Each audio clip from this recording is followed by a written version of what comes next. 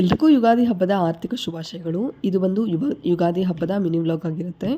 ಯುಗಾದಿ ಹಬ್ಬದ ದಿನ ಶುರುವಾಗಿದ್ದು ಬೆಳಿಗ್ಗೆ 4 ಗಂಟೆಗೆ. ಬೆಳಿಗ್ಗೆ 4 ಗಂಟೆಗೆ ಎದ್ದು ನೀಟಾಗಿ ಸ್ನಾನ ಮಾಡಿ ಇಲ್ಲಿ ಹೊಸಲಿಗೆ ಅರಿಶಿನ ಕುಂಕುಮನ ಇಟ್ಕೊಂಡು ರಂಗೋಲಿನ ಬಿಟ್ಕೊತಾ ಇದ್ದೀನಿ. ಅಂದರೆ ಹಿಂದಿನ ದಿನವೇ ಎಲ್ಲ ಕ್ಲೀನ್ ಮಾಡಿ ಇಟ್ಕೊಂಡ್ಬಿಟ್ಟಿದ್ದೆ. ದೇವ್ರ ಮನೆ ಮತ್ತು ಮನೆ ಕ್ಲೀನ್ ಮಾಡ್ಕೊಳ್ಳೋದು ಎಲ್ಲ ಹಿಂದಿನ ದಿನವೇ ಮಾಡ್ಕೊಂಡ್ಬಿಟ್ಟಿದ್ದೆ. ಇನ್ನು ಇವತ್ತು ಎದ್ದು ಸುಮ್ಮನೆಯಾಗಿ ಮನೆ ಒರೆಸ್ಕೊಂಡು ದೇವ್ರ ಪೂಜೆ ಎಲ್ಲ ಮಾಡ್ಕೋಬೇಕಾಗಿತ್ತು. ಸೊ ಹಂಗಾಗಿ ಹೊಸಲಿಗೆಲ್ಲ ರಂಗೋಲಿ ಹಾಕಿ ಬಾಗಿಲು ಕೂಡ ಅರಿಶಿನ ಕುಂಕುಮ ಇಕ್ಕಿ ಮೇಲೆ ತೋರಣನ ಕಟ್ಕೊಂಡು ಬಾಗಿಲಿಗೆ ಹೂವನ್ನು ಕೂಡ ಹಾಕ್ಕೊಂಡಿದ್ದಾಯಿತು. ಮೊದಲಿಗೆ ಸ್ಟವ್ನ ಹಚ್ಕೊಂಡು ಅಡುಗೆ ಕೆಲಸ ಮಾಡ್ಕೊಂಬೇಡ ಅಂತ ಹೇಳ್ಬಿಟ್ಟು ಅಡುಗೆ ಮನೆಗೆ ಬಂದೆ. ವರ್ಷದ ಮೊದಲ ಹಬ್ಬ ಆಗಿರುತ್ತೆ ಯುಗಾದಿ. ಯುಗಾದಿ ಹಬ್ಬದ ದಿನ ಹೇಗಿರ್ತೀವೋ ವರ್ಷ ಪೂರ್ತಿ ಹಾಗೆ ಇರ್ತೀವಿ.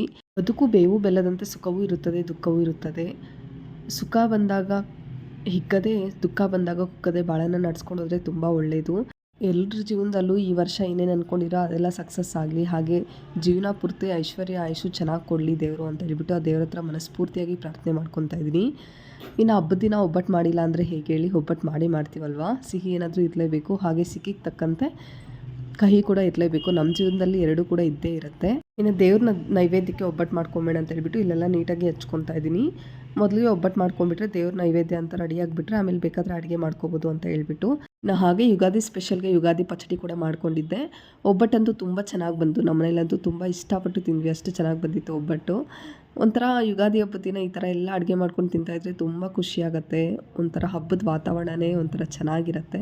ಒಬ್ಬಟ್ಟಂತೂ ಸಖತ್ತಾಗಿ ಬಂದಿತ್ತು. ಇನ್ನು ದೇವ್ರ ನೈವೇದ್ಯಕ್ಕೆ ಎಲ್ಲನೂ ರೆಡಿ ಮಾಡಿ ಇಟ್ಕೊಂಡು ದೇವ್ರ ಪೂಜೆಗೂ ಕೂಡ ಎಲ್ಲ ರೆಡಿ ಮಾಡಿ ಇಟ್ಕೊಂಡ್ಬಿಟ್ಟಿದ್ದೆ. ಇನ್ನು ಅದಾದಮೇಲೆ ದೇವ್ರ ಪೂಜೆ ಕೂಡ ಮುಗಿಸ್ಕೊತಾ ಇದ್ದೀನಿ. ಒಂಥರ ಹಬ್ಬ ಅಂತಂದ್ರೇ ಎಷ್ಟು ಚೆನ್ನಾಗಿರುತ್ತೆ ಅಲ್ವಾ ಮನೆಯಲ್ಲಿ. ಇನ್ನು ನಮ್ಮ ಮನೆಯಲ್ಲಿ ಸ್ವಲ್ಪ ಜಾಸ್ತಿನೇ ಮಾಡಿದ್ದೆ ಎಲ್ಲನೂ ಅಡುಗೆ.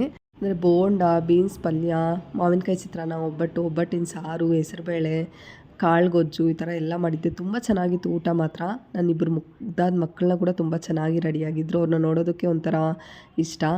ಇನ್ನು ನನ್ನ ಚಿಕ್ಕ ಮಗುಂದು 5th ಮಂತು ಫೋಟೋಶೂಟ್ ಕೂಡ ಮಾಡೋಣ ಯುಗಾದಿ ಥೀಮಲ್ಲೇ ಅಂತ ಹೇಳ್ಬಿಟ್ಟು ನಾನು ಮತ್ತು ನಮ್ಮ ಚಾರ್ವಿಕು ಇಬ್ಬರು ಕೂಡ ಇಲ್ಲಿ ರೆಡಿ ಮಾಡ್ಕೊತಾ ಇದ್ವಿ ಫೋಟೋಶೂಟ್ಗೆ.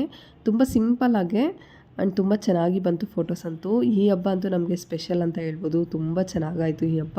ಇದ್ರದ್ದು ಕಂಪ್ಲೀಟ್ ವಿಡಿಯೋ ಬೇಕು ಅಂತಂದರೆ ನಾನು ಯೂಟ್ಯೂಬ್ ಚಾನಲಲ್ಲಿ ಅಪ್ಲೋಡ್ ಮಾಡ್ತೀನಿ. ಫ್ರೀ ಇದ್ದಾಗ ಹೋಗಿ ಚೆಕ್ ಮಾಡಿ. ನನ್ನ ವಿಡಿಯೋಸ್ ಇಷ್ಟ ಆಗ್ತಾಯಿದ್ರೆ ಪ್ಲೀಸ್ ಲೈಕ್ ಮಾಡಿ, ಹಾಗೆ ನನ್ನ ಚಾನಲ್ನ ಸಬ್ಸ್ಕ್ರೈಬ್ ಮಾಡ್ಕೊಳ್ಳಿ. ನೀವೆಲ್ಲರೂ ಕೂಡ ಯುಗಾದಿ ಹಬ್ಬನ ಚೆನ್ನಾಗಿ ಆಚರಿಸಿದ್ರಾ ಅಂದ್ಕೊಂಡಿದ್ದೀನಿ. Thank you for watching. ಮುಂದಿನ ವಿಡಿಯೋದಲ್ಲಿ ಸಿಗ್ತೀನಿ. ಬಾಯ್.